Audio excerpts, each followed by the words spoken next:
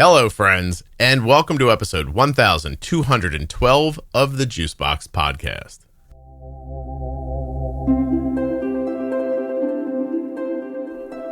Tom Blevins is an endocrinologist at Texas Diabetes and Endocrinology in Austin, Texas. Today, Tom is going to come on and share his expertise so that we can better understand GLP medications. I'm talking about Wegovy, I'm talking about Ozempic, Zepbound, Mounjaro, and more. Please remember while you're listening that nothing you hear on the Juicebox Podcast should be considered advice, medical or otherwise. Always consult a physician before making any changes to your healthcare plan or becoming bold with insulin. You can find out more about Dr. Blevins at texasdiabetes.com. If you or a loved one has type 1 diabetes and you'd like to be involved in research, all you need to be is a U.S. resident, and you can head to t1dexchange.org/juicebox. When you complete their survey, you are helping with type 1 diabetes research. You'll also be supporting yourself and this podcast. t1dexchange.org/juicebox. When you place your first order for AG1 with my link, you'll get 5 free travel packs and a free year's supply of vitamin D. drinkag1.com/juicebox. Don't forget to check out the private Facebook group, Juicebox Podcast, Type 1 Diabetes, with over 50,000 members. This episode of the Juicebox Podcast is sponsored by Omnipod 5. Omnipod.com/juicebox. If you have FUMU, the fear of missing out on Omnipod, you don't have to have that any longer. Just go to my link, omnipod.com/juicebox.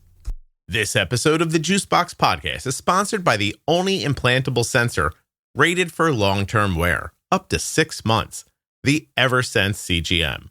EversenseCGM.com/juicebox. Hello, everyone. My name is Tom Blevins. I'm an endocrinologist at Texas Diabetes and Endocrinology in Austin, Texas. I work at a clinic where there are about 12 endocrinologists, and we have about 12 to 15 advanced practice providers. And we see a large number of people with diabetes, especially type 1, and we also see a lot of people with type 2 diabetes, of course. We treat people with pumps and technology and even just regular injections. Happy to be here. Oh, I appreciate that very much. Thank you. How long have you been an endo? I've been an endocrinologist since about 1986. I finished training and went to Baylor College of Medicine in Houston and got boarded in internal medicine, then endocrinology and metabolism, ultimately got boarded in lipidology as well. So I've been in practice for about that long. I think that adds up to be about 38 years. What drew you to it initially, and is it the same thing that you do today? Of course, back in the 80s when I was in training, endocrinology was kind of a different space. A lot of diabetes, a lot of thyroid. I really was fascinated by the conditions, and I saw a big potential to help people. You know, interestingly, I really liked the people I worked with who were endocrinologists, and that attracted me. Now, over time, of course, things have changed a huge amount, which is really fortunate for everyone. And diabetes has evolved from the days of MPH and ultra-lenti and all that, the huge fingerstick devices, which I don't know if you've seen those. You're probably too young to have seen those, but the old iTones and the evolution of technology has been just incredible.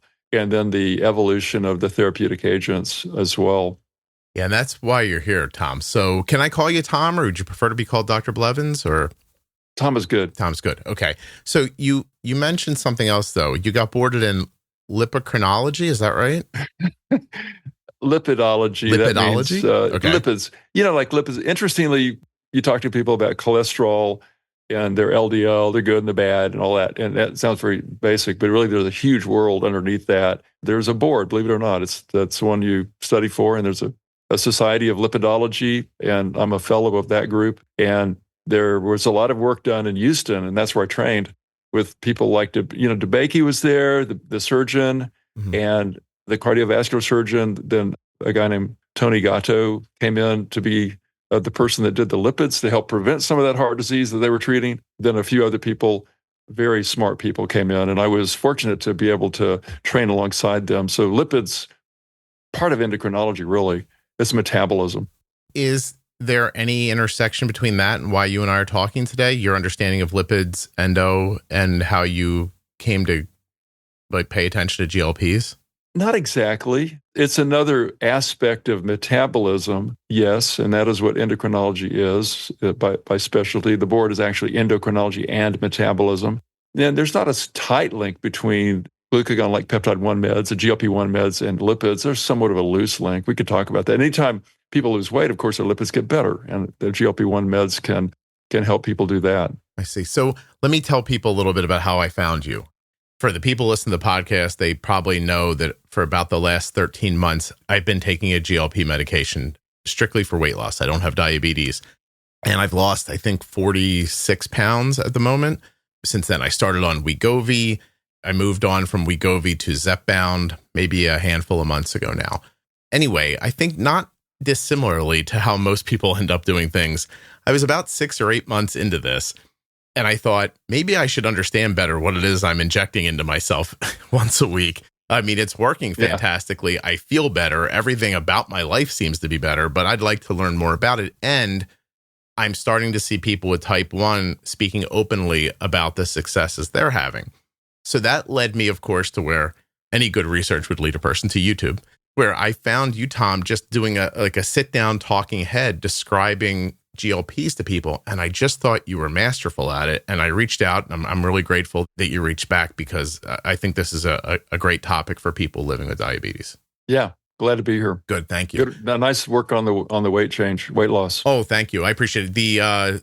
Just about 3 weeks ago, I went to my endo, who's the one who manages my weight. She was doing my vitals, and she kept mumbling half under her breath and half in my ear, like a kid. These are great. About my BP, my blood pressure, just so much stuff that she's like, wow, it's incredible. I look like a completely different person. It's my aches and pains are gone and everything else that you would expect to come with weight loss. But then there's also been other benefits. One being that for my entirety of my adult life, without knowing it, I was running around with an incredibly low ferritin level. I was not absorbing iron, and my digestion was always poor and kind of off. And I guess just the slowing of the digestion, my last ferritin was 170. And I'm telling you, I've been in the hospital, in the ER with a 9 ferritin, where I was almost passing out. And no matter how I supplemented it, I couldn't get it to come up without iron infusions. It literally is changing my life in ways I don't even think I know yet. Anyway, I sent off a massive list of questions from listeners to you. And you've kind of boiled it down to what you want to talk about here in our first recording. And I think if you enjoy yourself, we're going to do more. So I'm going to try really hard to make you enjoy yourself. But why don't we start right at the top? GLP-1, of course, Wegovy and Ozempic, GLP-1 with a GIP, that'd be Mounjaro and Zepbound. There's others, but these are, I guess, the ones that are out in the zeitgeist right now. So let's start real basically with what is a GLP? Yeah, a GLP-1, that stands for glucagon-like peptide 1. And the GIP that you mentioned, Scott, is, and let me just recommend everybody stick with the GIP abbreviation. It's glucose-dependent insulinotropic polypeptide. Now, okay, stick with GIP. Mm-hmm. And actually stick with GLP-1. If you say GLP, I know what you're talking about. Actually, interestingly, people make these hormones in their body, and they make them in the small intestine. And GLP-1 is made in cells called the L cells in the small intestine. And when a person eats, carb stimulates the production of GLP-1. And GIP is made in the K cells in the small intestine. And in it, too, is produced after carb. And maybe protein can stimulate it as well. What those normally do is the GLP-1 actually goes to the pancreas and can stimulate insulin production. So that's what they do normally. This is natural. This is what your body does all the time. So GLP-1 stimulates insulin. It also can affect another cell in the pancreas called the alpha cell. Alpha cells make another hormone called glucagon. And glucagon stimulates glucose release from the liver. And actually, GLP-1 then suppresses the alpha cell. It makes then less glucagon, the alpha cell does. And there's less release of sugar from the liver. And so those are two things that GLP-1 does. Now, I'll tell you, I'm going to skip to GIP a minute. GIP stimulates insulin production from the beta cell in the pancreas. That's what it does. Mm-hmm. It's its main role. And we'll talk more about that in a bit, because there's some other things that GIP mimicking medicines can do. Like you mentioned, Mounjaro has GIP, and of course, Mounjaro and Zepbound are the same thing. GLP-1 does two more things, though. We talked about the insulin, the glucagon, all that. That's good. What it also does is slows gastric emptying, meaning it slows your stomach down when you eat. And it slows the emptying of the carb and everything else into the small intestine. Therefore, the carb can't get in as quickly. That lowers the amount of carb that gets in, lowers the sugar after you eat, is what it does. Mm-hmm. And what else happens if your stomach slows down? And Scott, you've experienced this. It makes you get full fast. Right. And so you don't want to eat as much. And so that's one way by which the GLP-1 type med can lower calorie intake. But also, it probably has a direct effect on the hypothalamic area that reduces appetite. And GIP can reduce appetite a bit as well. And I'm just going to go ahead and say GIP meds, that's the Mounjaro, can also, seems that they increase sensitivity to insulin, which is really interesting. And so these meds do some really good things. And it turns out that people with diabetes type 2 make plenty of this stuff. And as far as we know, people with type 1 make these too. But the effect in type 2 is reduced of these two hormones. Mm-hmm. And so therefore, giving people a medicine that mimics that kind of a hormone can really kind of improve things. Of course, people with type 1 don't make insulin, so you're not going to get that effect. A person with type 1 would get the lower glucagon, the gastric emptying effect, and the appetite effect. I want to just step right out in front and say, these medicines are not approved to be used in people with type 1 diabetes at this point. Right. They're approved for type 2. This episode of the Juicebox Podcast is sponsored by the only CGM you can take off to get into the shower, the Eversense CGM. EversenseCGM.com/juicebox. Well, I mean, sure, you could take the other ones off, but then you'd waste a sensor and have to start over again. But not with Eversense. Eversense is a 6-month wear implantable CGM. So if you want to take a shower without anything hanging on you, pop off the transmitter, jump in the shower. When you get back out, put it back on, and you're right back to where you started. Come to think of it, you could do that whenever you wanted to. Maybe it was your prom night or your wedding day.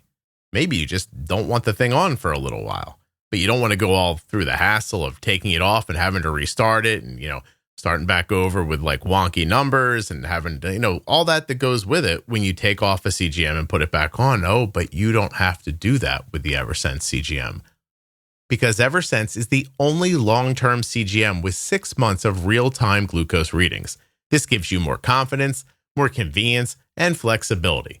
The Eversense CGM is there for you when you want discretion, a break, or maybe just a little adult time.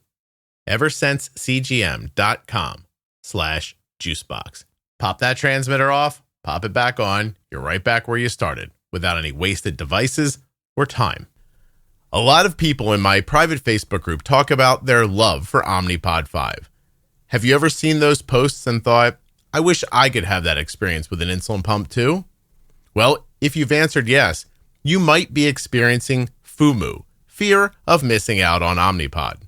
Symptoms may include, but are not limited to, wishing you could wear outfits without pockets, dreaming about walking past doorknobs without getting your tubing caught, or fantasizing about jumping into a swimming pool without disconnecting from your insulin pump first. Well, there's good news. You don't have to suffer from FOMO any longer. You can see what you're missing and try Omnipod 5 for yourself. Just visit omnipod.com/juicebox. That's omnipod.com/juicebox. Check it out. And is that because, I don't want to go off our path too much, but is that because at this point it hasn't been studied? And if you slow down the stomach and you eat less, then you're very possibly going to need less insulin. The people aren't going to pivot quickly enough, and then you're going to see hypoglycemia and people aren't going to know how to get out of it. Is that the fear? The answer is to your second question is a good way to enter back into the first part of the question, your first part of the question. That is a concern with slowed emptying. and suppressed glucagon.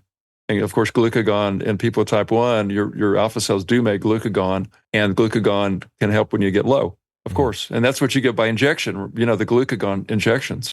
And your alpha cells make that, and they help regulate your sugar. So if your sugar gets low, your cells kick out glucagon. Well, if you suppress glucagon, it could increase your risk of low, number one. Number two, what you said is right. If the stomach emptying slowed down, that could increase your risk of low also. Now, back to the first part of your question, these agents have been studied in people with type 1. And I'll just briefly tell you. There were 2 studies a few years ago. We participated in one of them here. We did quite a bit of clinical research here. One thing I didn't mention when I introed, I should have, but we did quite a bit of clinical research. And we were really excited about these studies using, it was liraglutide, which you know as Victoza. And that was being studied in people with type 1. And these were large studies. And sure enough, in people with type 1 diabetes who were treated with, I'm going to say Victoza because people know this as Victoza, this liraglutide. It's one of the GLP-1 meds. It's the one you had to give every day, once a day. Yeah. Short duration, you have to give it once a day. And we were very excited about this. People's A1C did drop, around 0.3, 0.4, and the body weight dropped 5 kilos or so. That's good.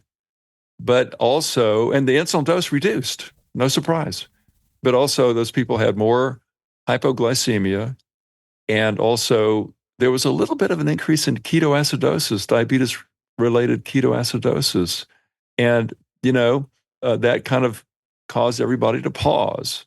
And these big studies were done, and the drug did not get approved for type 1. If you look back into those studies, I will tell you this just to let you know, the ketoacidosis episodes occurred for typical reasons. It didn't look as mysterious when I looked at the studies. And the hypoglycemia was a bit increased, but I think, it's very possible that could have been mitigated with increased change in doses and things like that. Mm-hmm. Nonetheless, though, those 2 studies kind of stopped the whole approval process for type 1 in its tracks. Do you think it needs to be looked at again? I do. Yeah. I really do. And I'll also tell you that another analysis of this whole area, kind of a pooled analysis of a number of studies with GLP-1 meds in type 1 showed certainly there was more GI side effect. We know that's going to be true in anybody that takes these medicines. There can be nausea, vomiting, diarrhea, constipation. I always tell my patients, with these meds, you could get diarrhea, constipation, nausea, vomiting, and usually it gets better. And I tell people you don't get to choose. Some of those might happen. Mm-hmm. But if this pooled analysis showed no differences in ketoacidosis, severe hypoglycemia, between the people treated with the med or the placebo. So, yeah, I think it needs to be studied more. I think anyone that listens to this should, rattle the cage of somebody and say, hey, we need to study this again and get this so it's approved. Right. That's my opinion. And we're very cautious about this with people with type 1. We'll talk about that more. Yeah, no, I appreciate you being candid. I mean, listen, I think people who listen know our endocrinologist is giving my daughter a GLP. Actually, she's using Mounjaro at the moment, which seems to jive better with her. I don't know a better way of saying that. Yeah. The decrease in insulin use is insane. Yeah. Yeah. I genuinely believe my daughter will use 16,000 fewer units of insulin in the next calendar year because she's injecting 5 milligrams of Mounjaro a week. Yeah.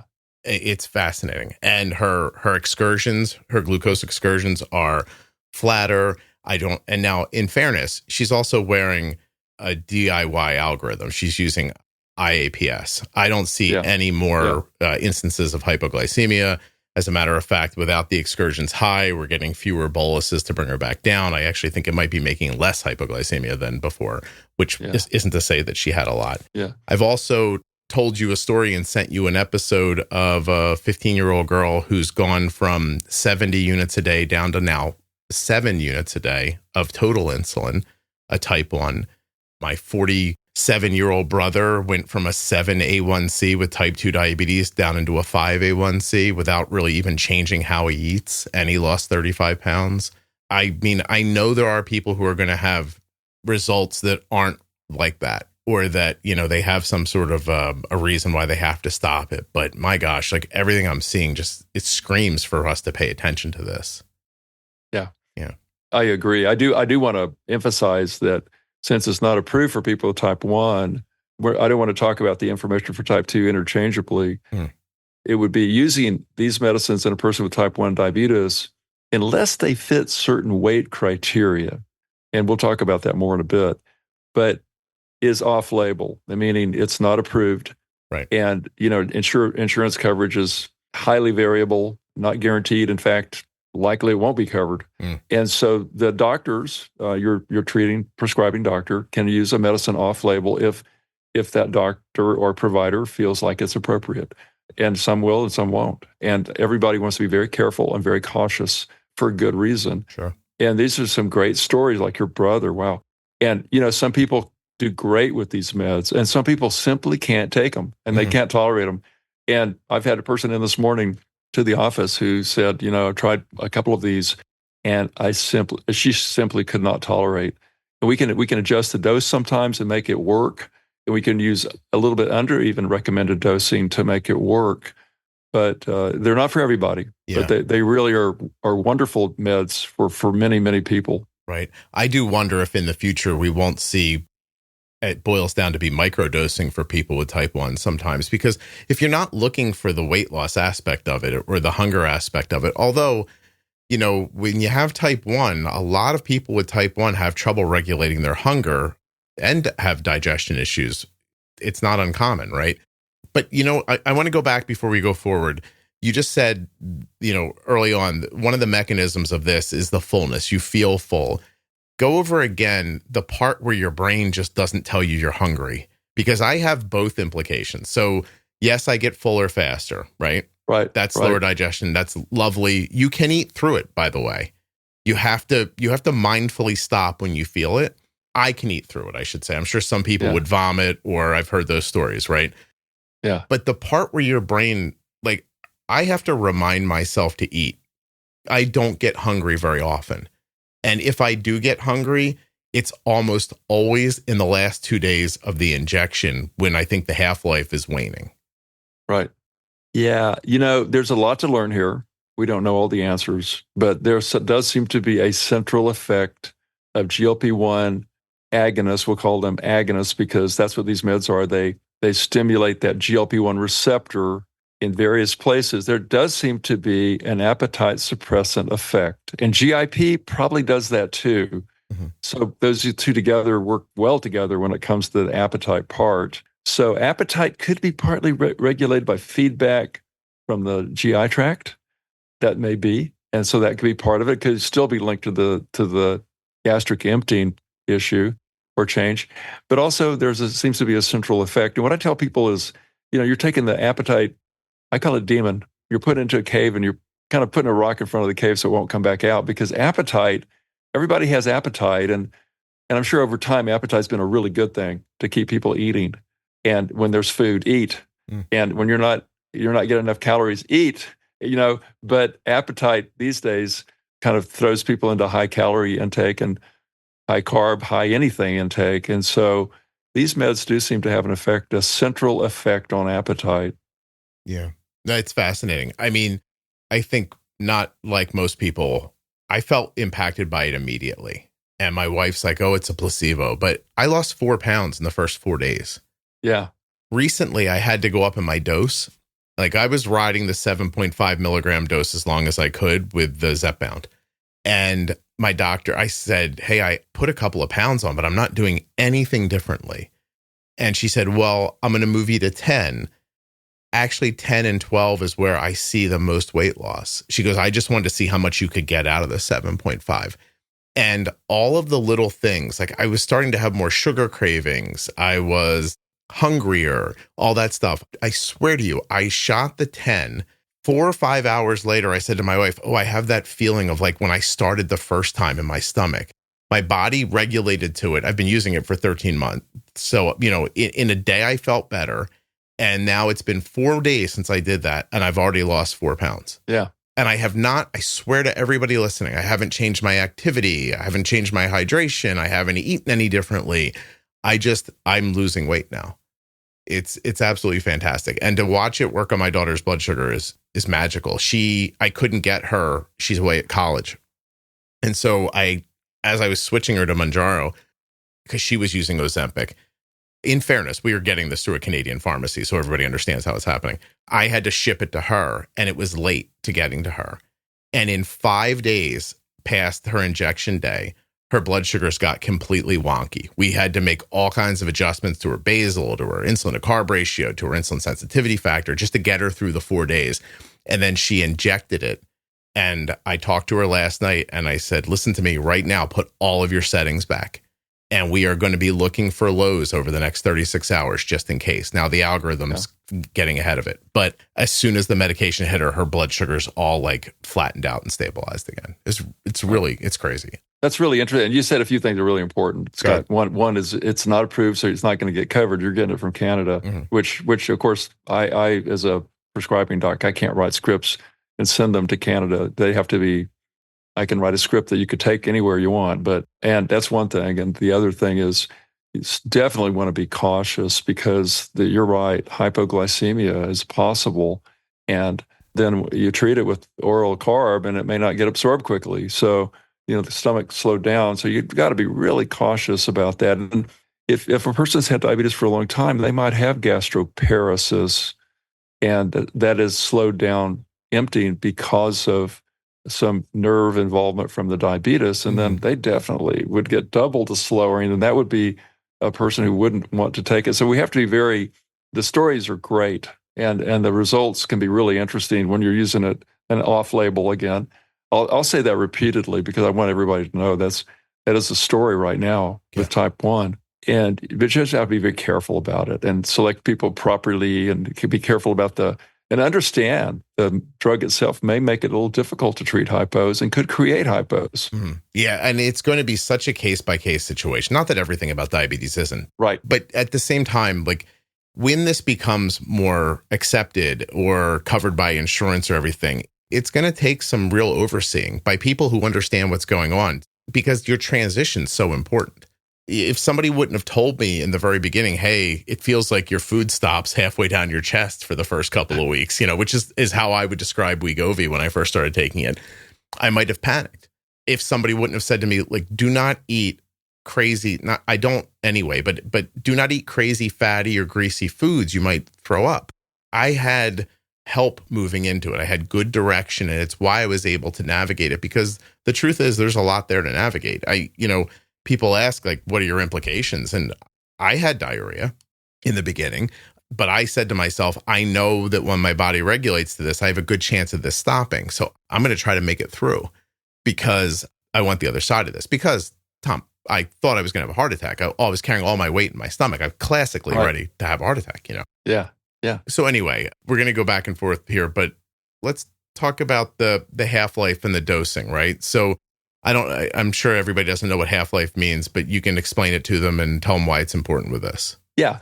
Thank you for asking. Half-life is, you can look at it two different ways. One is the time it takes when you give a medicine for it, when you stop it, the time it takes to reach half the level of the dosing. Another way to look at it is the time that it takes to reach the steady state as you give a medicine. So if the half-life is a day, that means it takes about a day for the drug, when you give a dose, to reach 50%, be metabolized, excreted, whatever. And so it tells you a lot about the duration of the medicine in the body. And then when you're creating dosing frequency, it tells you how often you have to give the dose. So, I mean, if I gave a medicine that had a half-life of a day, would I want to wait 2 days to give the next dose? No, because you want to give it every day to maintain the level of the med. And we could go on and on about various meds, but the relevance here is that some of these medicines have very long half-lives, meaning they can be dosed infrequently. And some of them have shorter half-lives. They have to be dosed more often. And for example, Ozempic, Wegovy, semaglutide, and that Rybelsus is the pill version of that. That drug has a half-life of a week. So it can be given once a week because it stays around for a long time. The medicine like the Mounjaro, and that's also Zep-bound, okay? Mm-hmm. As you pointed out earlier, that one has a half-life of 5 days, so it can be given once a week too. And we could go on and on about that. Victoza has a half-life of about 13 hours. So you really have to give that every day to maintain that level. So the beauty of these new meds that we're talking about, the Ozempic, Wegovy, Zep-bound, Mounjaro, those meds can be given once a week, which is very convenient, really, in relative to other meds. Yeah. And so that makes a difference. Oh, it's fantastic. And I think Novo's working on a pill, a once daily pill. God, it'll probably be 10 years before you see it. But I think that I mean researchers, pharma companies, they obviously see what's going on at this point. Like, it's the amount of people who use this don't have side effects that don't stop them and are having insane kinds of, transformations, both health and visually. Yeah. It's going to be a focus. But, it brings me to this point that you put on your list here. Like, what is overweight and obesity? And I really do want to hear from you, because what you're seeing right now in the zeitgeist, right? The way people talk about this is you'll either find somebody who says, wow, whatever works for you, that's fantastic. Good for you, which is how I think about it. Or you'll hear somebody say, well, work harder, eat better. And sometimes to those people, I say, okay, fair enough. There are plenty of people who are not getting movement and are not eating well, and they're overweight. But I can tell you that from my perspective, I was not eating poorly. Right. My entire life, this has been my situation. I used to joke with people, if I ate like you did, I'd gain 5 pounds. I retained water like a pregnant lady, I would tell people, right? Like, if you and I went out to dinner and had a normal meal, I'd be 3 pounds, 5 pounds heavier the next day. I couldn't tell you why. I didn't eat differently than you did. And so can we talk about this a little bit? Like, just weight and obesity, how you think about it in relation to these medications? Yes. There's a lot of data that shows that as people gain weight, certain things happen. And if there wasn't some risk to gaining weight, we wouldn't care. You may not like the way it looks, but it has medical consequences. And that's where a lot of the treatment sort of motivations come from. And it turns out that as people gain weight over their usual ideal weight, then you start seeing things like high blood pressure, high cholesterol, type 2 diabetes, insulin resistance. And, it's well known that people with type 2 diabetes have insulin resistance. Some of that's genetic, some of it's acquired, like when people gain weight. And so, it's kind of arbitrary when you set a cut point to say over a certain amount of weight over ideal is a problem, because sometimes people can gain 5 or 10 pounds and things go to pot when it comes to metabolic things like I talked about. But a commonly accepted standard for overweight that can cause medical issues is a BMI of 27. Now, BMI, what is BMI? Everybody, I think, when you go to get a checkup, you get your weight, your height, and those two can be put together into a formula, and it's body mass index. BMI is body mass index. It's an index that takes into account height and weight. So a person who's 6'10", weighs 210, that's probably okay. Mm-hmm. A person who's 5'2", that has a weight of 210, that's way over. So it takes into account height and weight, BMI. We could go on and on about that, but I'll just tell you, the currently accepted standard is at 27 plus on the BMI. Over 27 is overweight. And that person is high risk for things like all those things I talked about: high blood pressure, high cholesterol, type 2 diabetes, insulin resistance. And over a BMI of 30 is called obese. And there are other cuts that are higher than that too, but those are the two classics. Again, BMI is calculated by height and weight. If you wonder what yours is, you could go to a table online.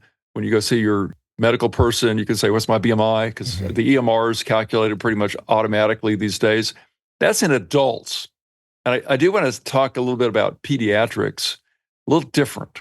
There are various standards for defining obesity in pediatrics. The most accepted one here in this country is obesity in pediatrics is a weight that's over the 95th percentile. So you get out of BMI, you could use BMI a little bit, but you get out of BMI and you end up looking at percentiles. That is comparing people to other people their age. Yeah. There's so much dynamic changes that occur in the pediatric population as they get older. Height changes, weight changes, all that. So obesity in pediatrics is defined as a weight that's over the 95th percentile of other comparable people that like age matched, and that goes from the ages of 2 to 19. Mm-hmm. Is there an increase over decades in young people being overweight? Absolutely. Is that, in your opinion, is it a little bit of everything? Is it movement? Is it what's in our food? Is it how we eat? Is it how often we eat? It's an amalgam of these things? Yes. Yeah. I mean, I could expound on that, but you nailed it. Okay. It's the diet. It's nature, for sure. Genetics determine things, determine metabolic rate, and you can see overweight in families. But it's also nurture. It's the environment we live in, mm-hmm. and activity changes over time. And what everybody knows what's going on. A lot of times people are glued to the computer or to the phone or something like that, sitting still a lot. In the old days, that didn't happen.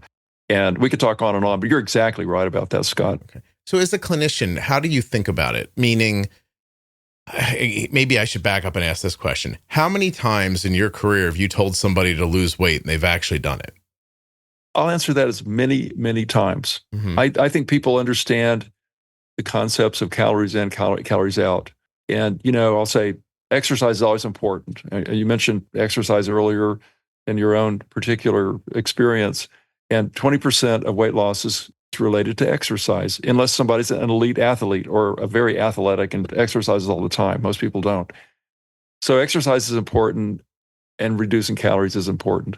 But I'll tell you, I think people respond and are successful many times. The problem is the long-term part of it. People are successful frequently for a while, and on average, they tend to gain it back. We're all busy. We're exposed to calories all the time. Activity is challenging sometimes because of scheduling or just understanding about the amount that you need. So I think people really can lose weight on their own.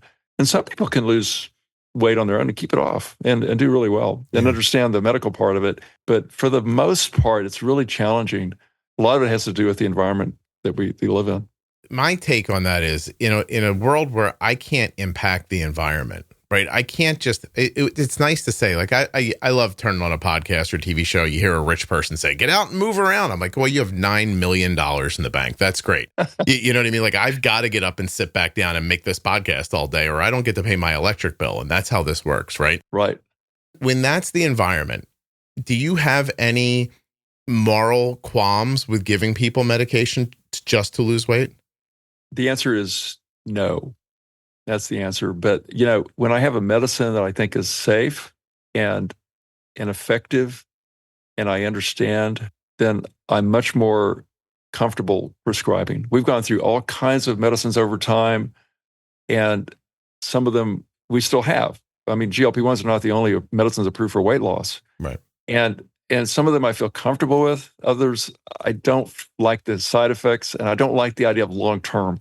I've increasingly come to think and know, and I think most people in this area are similar, that any medicine we use is going to need to be long-term.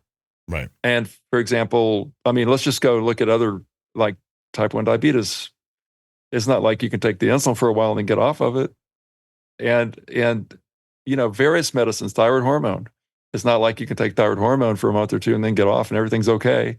It's a continuing need for treatment, and people call it chronic condition. So I think the weight loss medicine is going to have to be that way too, because as you pointed out, you get toward the end of the cycle of these very effective meds, and the appetite comes back. It tries to come out from, the appetite demon tries to come back. Yeah, and you just have to keep it where it is. And so I think chronic treatment is the way to go with this type med. Yeah, I've heard people describe a food noise in their head that goes away. Mm-hmm. My wife got hypothyroidism, And it took us 7 years to talk a doctor into giving her medication for it. And in that time, she gained a significant amount of weight, which she's almost completely all lost on Wegovy now. And she describes, and I'm going to have her on at some point to tell it in her words, but she describes that she would open her eyes in the morning and be thinking about food before she was even conscious. And then as she was making breakfast, she'd start wondering what she was going to have for lunch. And she said, it's all gone. It just doesn't happen anymore, which makes it much, much easier. And then then it impacts the insulin and that your body's using, keeping in mind she doesn't have diabetes, right? And then the weight starts coming off, and then the metabolic stuff gets better. And that's in there. I think for me personally, the most significant part is the way I end up describing it is my body works better with the GLP. I don't really care what that means. And I, by the way, am now more active than I was before because A, I lost weight, B, I have more energy, my joints don't hurt. Like I am more active now than I was prior. It was easier to get going. It was easier to pick up weights and go, hey, I'm going to lift these now. It's a nice say, go ahead and lift some weights and go for a walk, etc. Except every time I tried to do something, I ended up getting a knee surgery or something like that. Because in fairness, my body was too big. And every time I tried to use it, I'm older and it would break. And so if we can all basically agree that there's stuff in the food we shouldn't be eating, and maybe stuff we're spraying on the food that we shouldn't be eating, and we're microwaving in plastic, and there's 90,000 different kinds of oils, three of them apparently could be, or one of them could apparently be an industrial lubricant, the way it's created out, right? And we're eating this stuff all the time. And over time, people don't even understand what good food and bad food is anymore in many situations. To say to people, I threw you in this cesspool, and I could pull you out, but you should climb out. I don't understand that. Like, I really don't. Like, what is it you're saying to people if you're fighting against this idea? Now, is this ideal? It's not.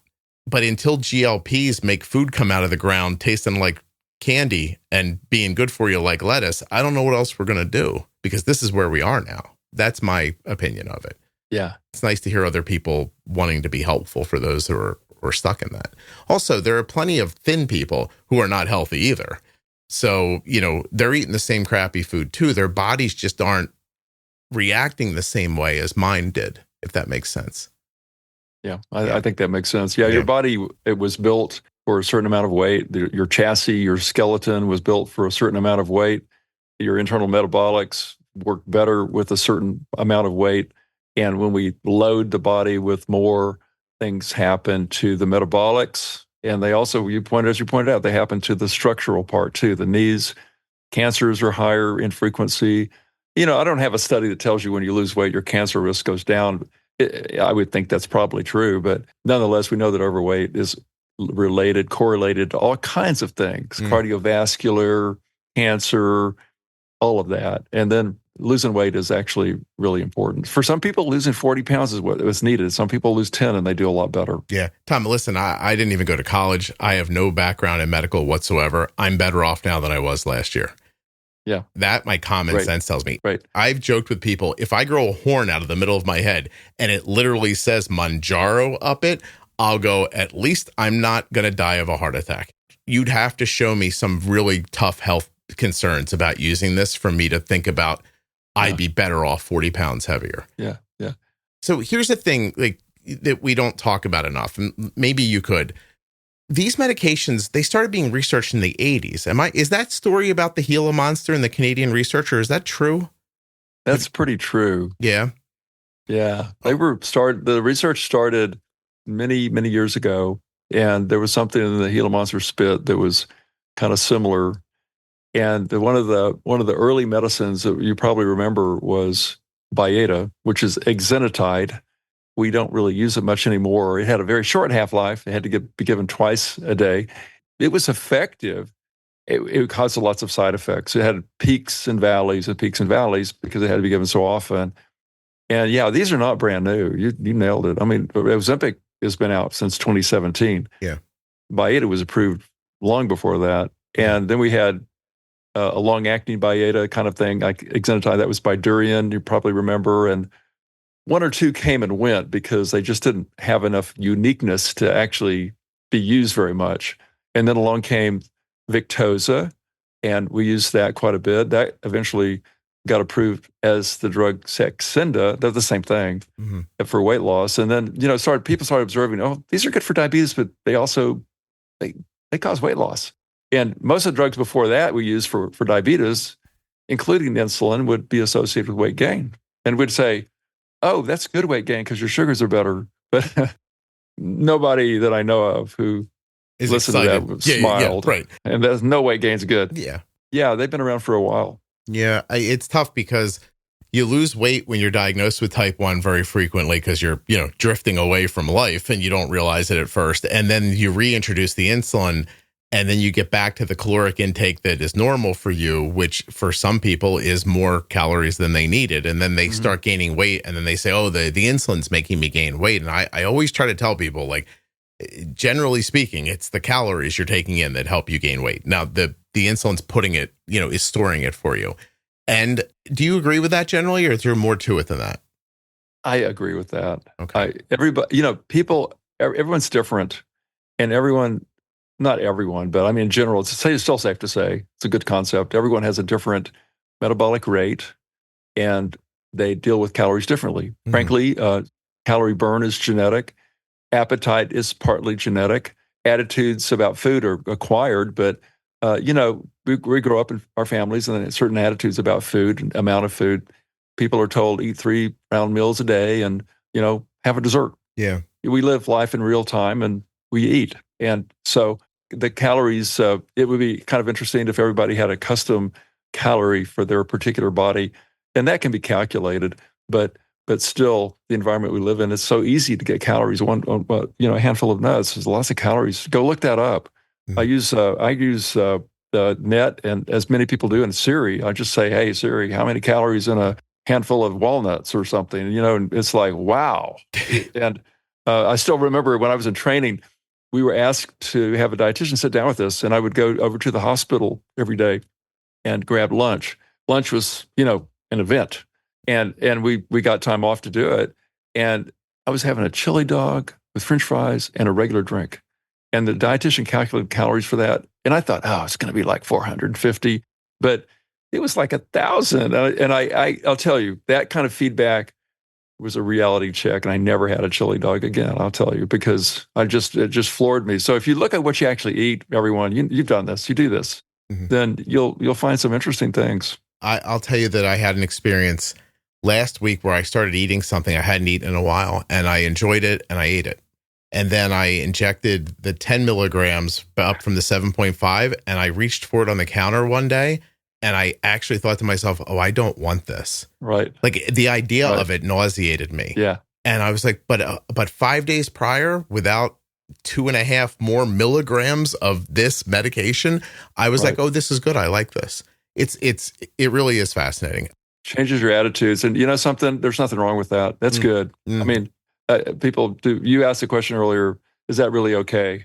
And the answer is, if it works and it's safe and you tolerate it, go for it. Yeah. That's what you should be doing. Is overweight and obesity an issue in the type 1 community more so than in the regular community? I've had people tell me, oh, overweight's not a problem in the type 1, it's type 2. And I look at them and go, no, that's not true. I know that because of the people I see in my office. People with type 1 diabetes have the same struggles with appetite, and maybe sometimes more so, as the people with type 2 and struggles with weight. If you look at stats, I mean, I could say, is it 20, 50, or 80% of people with type 1 who are overweight or obese, based on that definition I gave you earlier?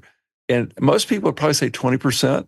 I think most of the people in the medical world right now would say 50 or more. It's not 80, but if 50% of people with type 1 are overweight or obese, and I'll just say this, type 2 diabetes, people with type 2 have not cornered the market on overweight or obesity, and they haven't cornered the market on insulin resistance. People with type 1 can have genetics that are insulin resistant, and when you gain weight, you get more insulin resistant, whether you have type 1 or type 2. Yeah. So it's a common issue. It's talked about more and more. And yes, we really do need some good studies with, I hope, this kind of medicine, looking at people with type 1. And I'm going to tell you more about it. I can tell you now, and there's a study that's going on. But we need more studies that look at this in people with type 1. And we need to find ways to mitigate risk. And we can do it. When you say we need studies, where does that have to come from? Is it a pharma company that has to say, hey, I want to sell to these people, so I have to prove it works? Is it researchers? Like, who are we looking for to jump in and carry this load for us? Yeah. It's the pharma companies. And there were these studies early on that there was a lot of optimism, and we all assumed it was all going to be approved, and it wasn't. They have to go through the FDA. They have to show all the adverse events associated with medicines, and everybody has to come to an agreement. It just didn't happen. So the pharma company typically would have to put together a sizable enough study, which is very expensive, and then show effect, and then show manageable side effects to get it through the FDA. Currently, there are some studies going on. In fact, I'll just jump in a minute and tell you about one. There's been reluctance to proceed. Of course, most people with diabetes have type 2, and then there's just people who are overweight who don't have diabetes at all. And then there are people with overweight who have prediabetes. And that's where the numbers are, and that's where they're going for. A big part of me says, when you want something and you have type 1 diabetes, go to the JDRF and say, hey, please lobby for this, because they have an organization and they know how to do that, and they're really good at that. Yeah. If I went to a company and I said, I want to put 50 people with type 1 on this medicine, and I probably could get funding to do the study. That's not nearly enough people, though, to get it by the FDA.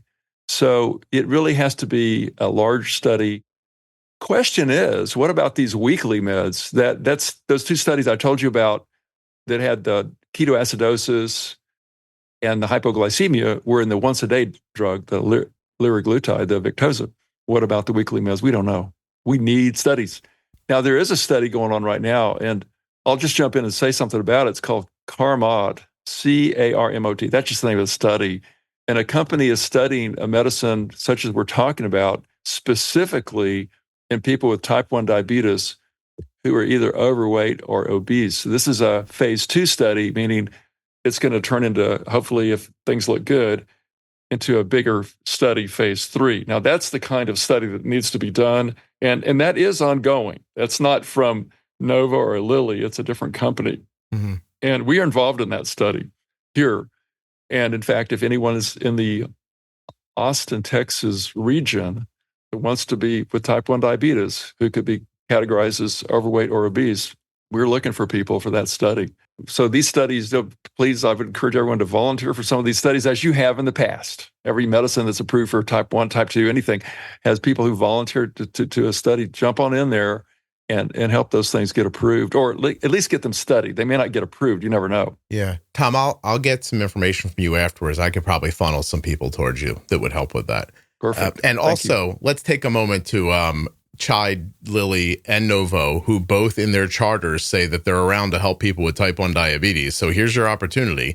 Spend a little money and help them. The big problem here is there's not enough people to sell it to afterwards.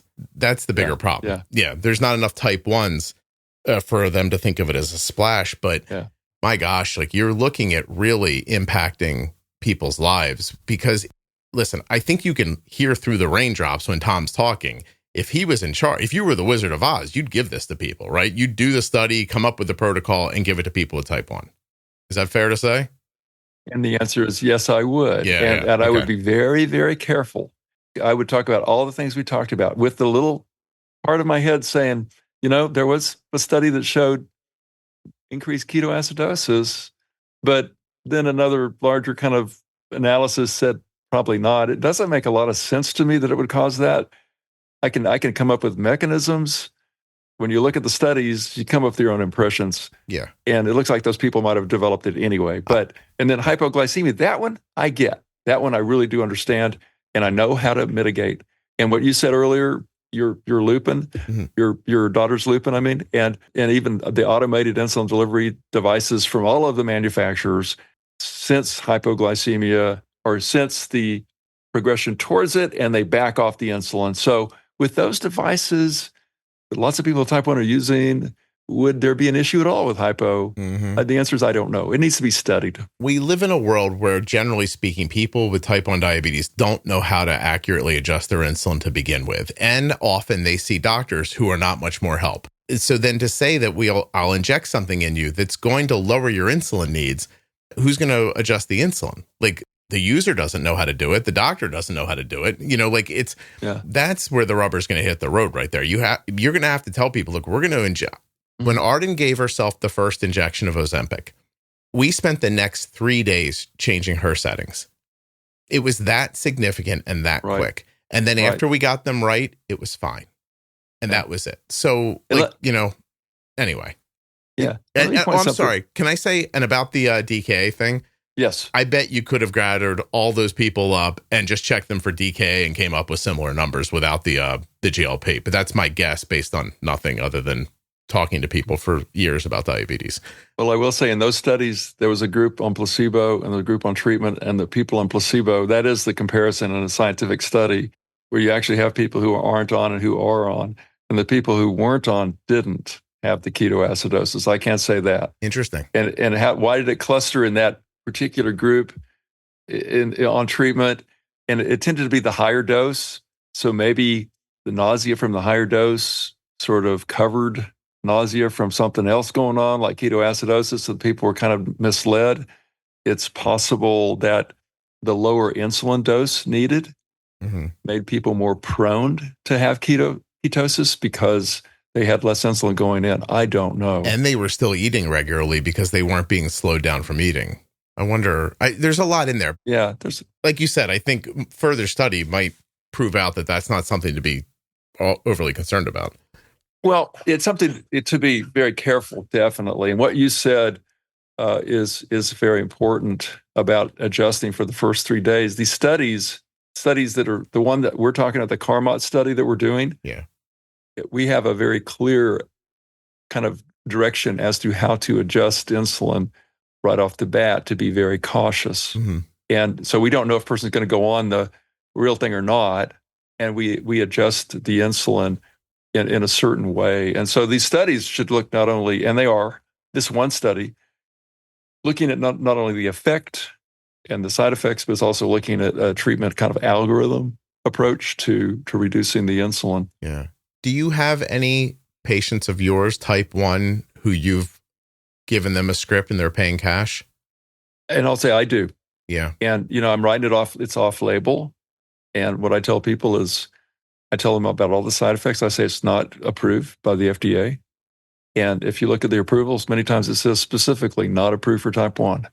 And I tell them that and give them a prescription if I think is appropriate. We start low. We always start low, and then we increase the dose as appropriate. It is off label, and I'm going to say that so many times.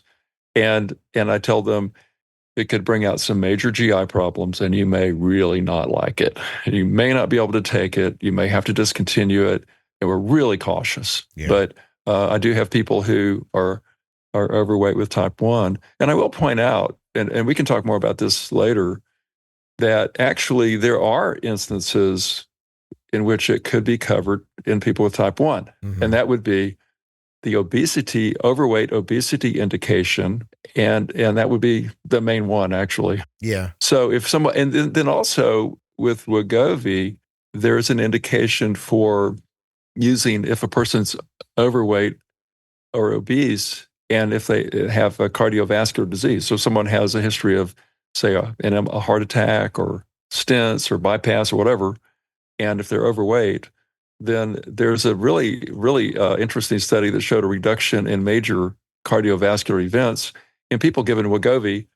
It wasn't in people with type 1, but there were a few people with type 1 in the studies, it turns out, and they still fit that indication. I hope that made sense. It does. Do you think we'll see an approval one day or a study one day for PCOS? Have you seen the people talking about that? The mass amount of women in these Facebook groups who are getting pregnant before they're losing weight on GLPs?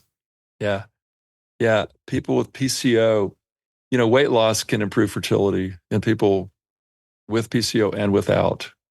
And there are studies that are done, small studies, there are ongoing studies. Are we going to see an approval? I don't know. Yeah. I don't see a big study being done in people with PCO at this point. I may not be aware of one that's being done, possible, but I think it's really an interesting thought. I think a lot of women suffer with it quietly. They do. Yeah, and it's not looked at. And it's highly connected to overweight. You said it right. It's highly connected to overweight and insulin resistance. And if you lose weight, the insulin sensitivity improves, ovulation improves. Really interesting. I'm going to share a story that I can't tell you who the person is, but I know them very well. And mid-20s, female, not, growing up heavy, then not heavy, mostly not as an adult through college. And then suddenly in the last year, just gained 60 pounds. They're working out crazy, eating as clean as they can, gaining weight through the whole thing. Doctor says you have PCOS. We told her, go back to the doctor, see if they'll give you a Wegovy, something like that. Wegovy or Zepbound. Doctor gave her Wegovy. She shot it on Saturday morning over FaceTime with me because she couldn't bring herself to do it. I had to talk her through it. And she got it in and sent me a text 36 hours later that said, I've lost 5 pounds. I don't know what that means or how to measure that, but that's insane. Like, that's not water weight. Do you know what I mean? Like it is probably some of it, but she's stopped eating in the past for 36 hours and nothing's happened. And she's eating super clean to begin with, and she's active and everything else. Like, I don't think we have the answer yet, but you can't tell me that there's not something happening here that's not commiserate to the idea of thyroid stimulating hormone, right? Like my body's making it, but it's not using it correctly. Like there's got to be something there making those GLP receptors light up that's changing people on a metabolic level. Like, and maybe I'll be wrong one day, but in the moment, this is how I'm thinking about it. Yeah. Yeah. Well, I mean, I'll say 36 hours, 5 pounds. There's a lot of water there, I think. I mean, or something, or maybe there was a big blowout diarrhea. I don't know. But, usually on any diet, when a person lowers calories, typically the first week or two, you lose a lot of water weight for various reasons. Part of it's decreased salt intake, and part of it is kind of the ketone formation thing and the less calorie in and all that too. I agree with you totally, but she was already doing that. Yeah. There was never a moment whether her ass just exploded and she just had diarrhea, or whatever it was, that still didn't happen to her when she was eating clean, exercising, and et cetera, and so on. Yeah. Who knows? Like, I have no idea. I can tell you my daughter's acne is almost completely gone, and she was not overweight to begin with. Yeah. We have well, I will say we have lots to learn. And I will emphasize to the audience, these are anecdotal. Oh, please. Yeah, of course. Examples of effect, not that everyone's going to get anything like that. And some people are really not going to tolerate it. And I have some people who simply can't take it. It's too bad. Can we talk about that? Some people don't have, some people don't have as much weight loss as we're talking about either. So life is a bell-shaped curve, and response to a medicine is too. Yeah. And we tend to talk about the real yet exceptional examples, but remember, not everyone gets that result. Talk to me about the not tolerating it. When you don't tolerate it, what does it look like? The main thing is GI, and it's typically just what we talked about, that gastric emptying change, and maybe even some central effect can induce nausea, vomiting. It tends to get better over time. We always start with the low dose, and we titrate or increase the dose very gradually. If we increase the dose and then a person gets side effects, we back off, and that's very doable. You have to work with your healthcare person when it comes to that. And so diarrhea and constipation, the medicines typically slow down the GI tract all the way down, but some people can get diarrhea as well. Commonly, those effects are tolerable or get better. I had a gentleman in this morning who told me he's taking one of the meds, and that at the highest dose, he gets really tight in his abdomen and very uncomfortable. And he's backed it off. And I encouraged him to continue to, and try to find a happy medium, because the GI tract is in the balance here. Some people can't take it. And if you look at studies, 4 up to 8% of people on these meds discontinue because of the GI side effects. Now, those effects can be managed with medicine. I don't like to treat the side effect of one medicine with another, but sometimes temporary use of like anti-nauseals can help. And you could use medicines that are antidiarrheals too. Same concept, but that typically are temporary, but not always. And so people need to be aware that it just happens. It's not your fault if that happens. I will say this: if you have nausea, and maybe anyway, remember that high fat slows the stomach down too. Mm-hmm. So if you add fat plus a GLP-1, your chance of nausea goes right up. So one thing to do is cut the fat back a bit. Yeah. No, I don't eat high fat to begin with. I don't use any oils almost at all in my life, but I was very careful about that. I also, if I don't see myself going to the bathroom, I add a little magnesium oxide to my supplementing. Yeah. Yeah. I knew how important it was to keep the process rolling once I started this. Like if I don't see myself going every day on this, I hydrate, I take the magnesium, like I keep things moving. I know there are some, people love to yell in the media about stuff like this, but have people been injured permanently from it at all that you know of? Like, I mean, and is that got something to do with who they were before they started? Or could it, because I think the fear is like randomly, you're just not going to be able to, like, I don't know, digest food anymore. Like, you know what I mean? Like people get, when they hear about it and you hear them panic about it, they say kind of bombastic things like that. Is there a call for concern? Something, when we talked about half-life earlier, I mentioned that the weak half-life means that it takes a week to reach 50%. I'll tell the audience, it typically takes 5 half-lives for a medicine to get totally out of your body. Mm-hmm. So if a medicine has a long half-life, it's going to take a while for it to get out. So if you have a symptom that you don't like and you're going to stop the medicine, it's not like you stop it and it just goes away with this type of medicine because of the long half-life. The symptoms of like the slowed gastric emptying are going to go on for a while, and maybe they'll go on longer than that. But there's really no clear evidence that those go on forever. And some people have underlying gastroparesis, and we don't know. Mm-hmm. And we might bring it out, make it worse. And then after they get off the med, they may get diagnosed, and they may think, well, I have this now, because the answer is I think they probably had it before. And there's still a lot to learn, but there's no clear evidence out of studies that there's a permanent impairment. Right. Okay. And there are other side effects too we could talk about, but that's, I think, the main one that people talk about. I would never minimize anybody's experience, but me either. Yeah. But I want to say this, and I want to lead with that. I've interviewed thousands of people, and I have access to my Facebook group that has 50,000 active people in it. And so when my daughter at 18 years old was told by a GI doctor she had gastroparesis, even though her A1C had been in the 5s and the low 6s for most of her life, I didn't accept that. And we went and looked at other ideas and added a digestive enzyme to her process of eating, which made all of her stomach pain go away.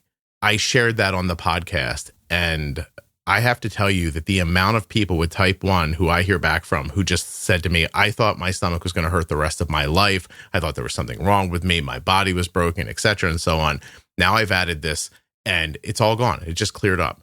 So we don't talk enough about when you get type 1 diabetes, some people get digestive problems, right? I mean, they used to give amylin out like it was like candy to type 1s, but now suddenly we don't do that anymore. So we ignore the possible digestive implications of having type 1 diabetes. And then when people talk about stomach issues, they send them right to a GI doc who just jumps right to, you have slow gastric emptying, you have gastroparesis.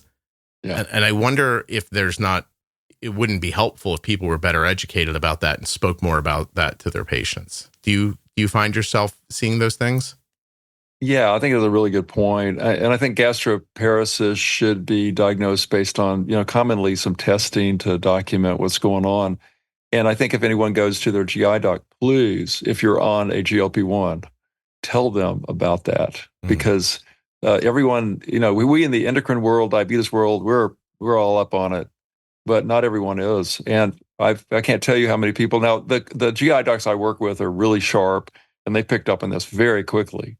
But I got some calls early on from people saying, hey, I just did an endoscopy on somebody who's on that medicine, and there's still fluid in their stomach, and they haven't eaten anything since last night. We've learned a lot. We've learned that can happen. Mm-hmm. Slowed gastric emptying can leave contents there for a while, and you need to be aware of that if you're a GI doctor. And then this thing about symptoms too.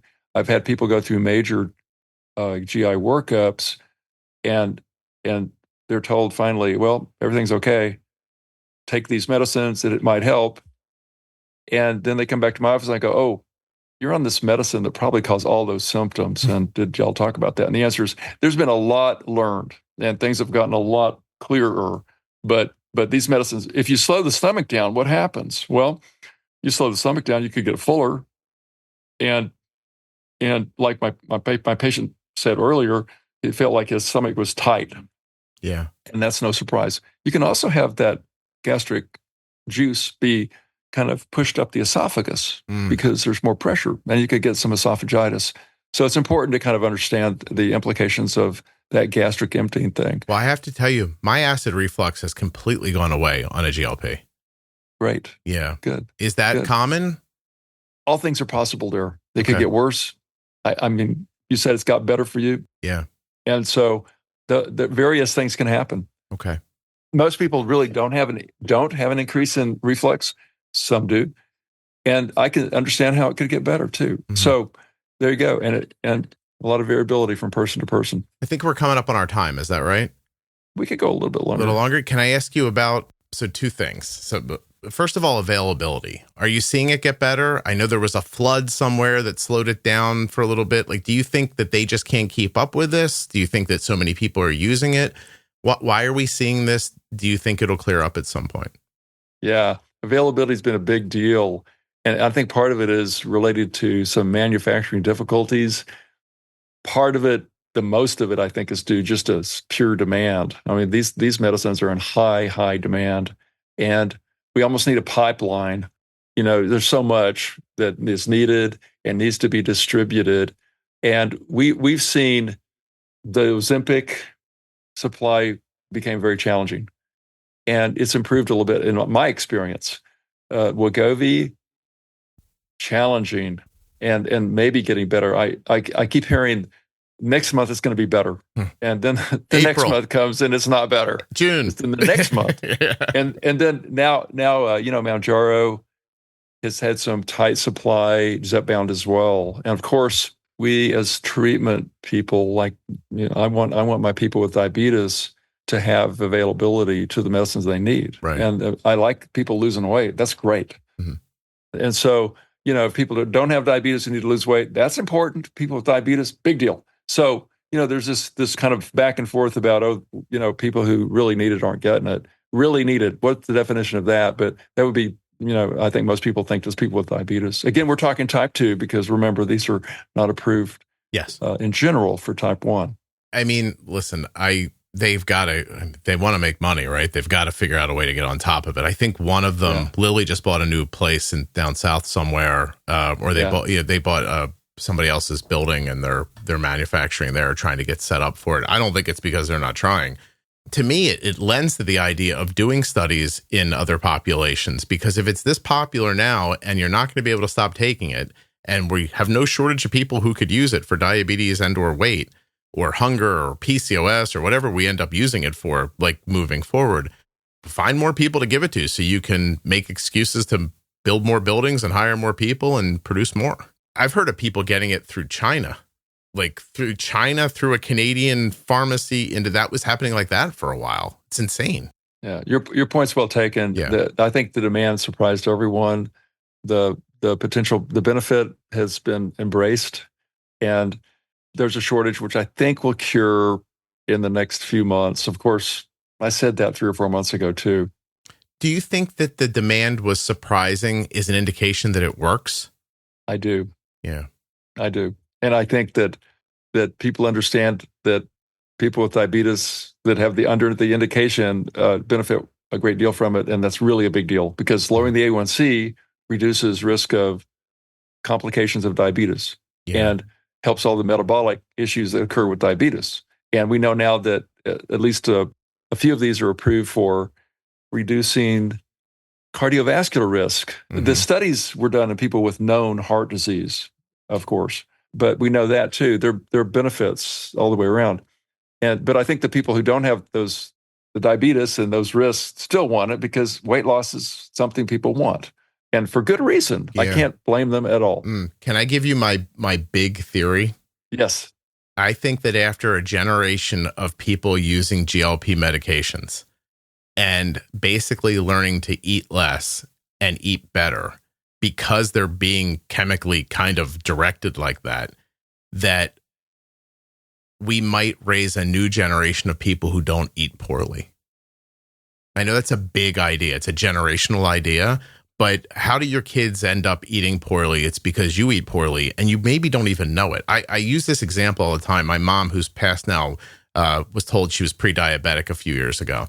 And she called me and said, Scott, they say I have pre-diabetes. I'm gonna change up my diet completely. I said, that's great, Mom. And then I visited her a week later and I opened up her refrigerator and everything she bought couldn't have been a worse decision. Like, she just didn't know the right things to eat. Right. And that's the lady who taught me how to eat. Right.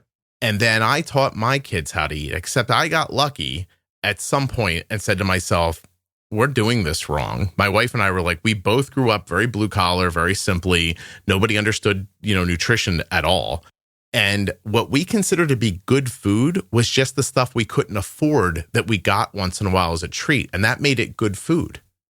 It's really interesting, like how we think about what's actually good for us.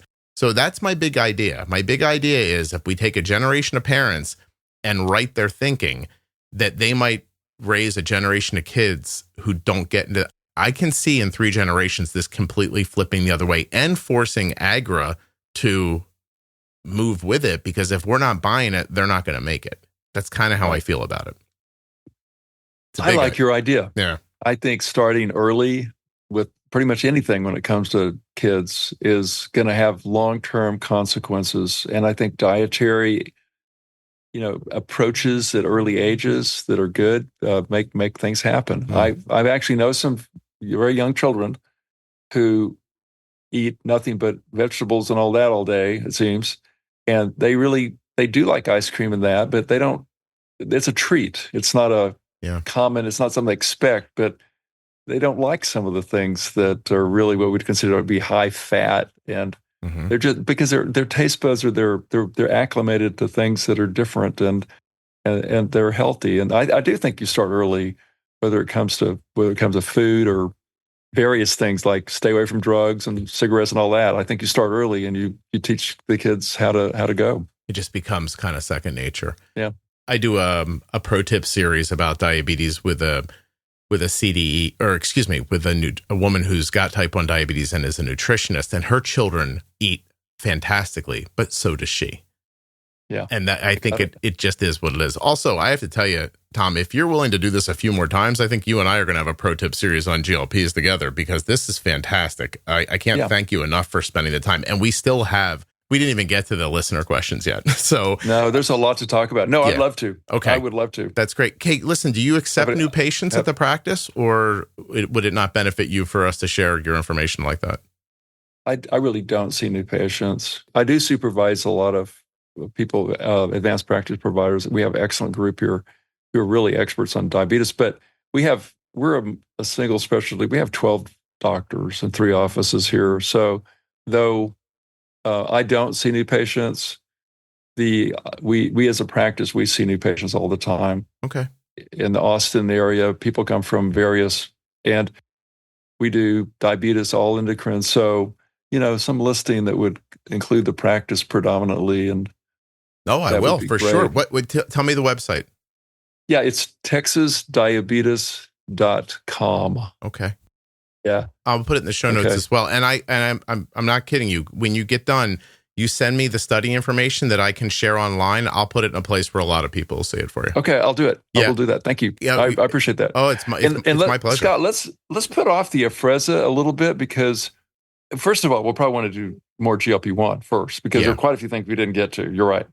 And we need to, like the muscle mass change, all that stuff, preparing for surgery, all that, very practical. But the Afrezza thing, American Diabetes is late June, and I know there's going to be a study presented that will make that discussion more useful. Okay. And I can't talk about the results before then. So anyway, if that's okay. Can I leave this part in, you talking about it like that? Yes. Okay, because what I see here I'm going to keep recording. You're back with me in 2 weeks. I think we need that one and one more to get through GLP. Okay, that's fine. And then do a fourth one on Afrezza. I think that would be terrific. That'd be great. Okay, cool. Very good. All right. Use that link I gave you and grab a couple more recording dates. I'll do it. Okay. All right, Tom, this has been fantastic. No, you're amazing. Thank you. Take care. Okay. All right. Bye.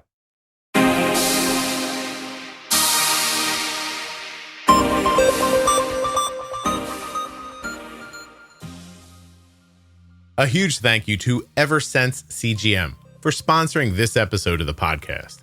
Are you tired of having to change your sensor every 7 to 14 days? With the Eversense CGM, you just replace it once every 6 months via a simple in-office visit. Learn more and get started today at eversensecgm.com/juicebox. Don't forget to get rid of that FUMU. Go to omnipod.com/juicebox. That's omnipod.com/juicebox. Check out the Omnipod 5. Get rid of that FUMU today. If you're looking for community, check out the private Facebook group, Juicebox Podcast, Type 1 Diabetes. But everyone is welcome. Type 2, gestational, as long as you're impacted by diabetes, you're welcome in my private group. It's absolutely free and currently has 50,000 members. We add 150 new members every 3 days. The Diabetes Variables series from the Juicebox Podcast goes over all the little things that affect your diabetes that you might not think about.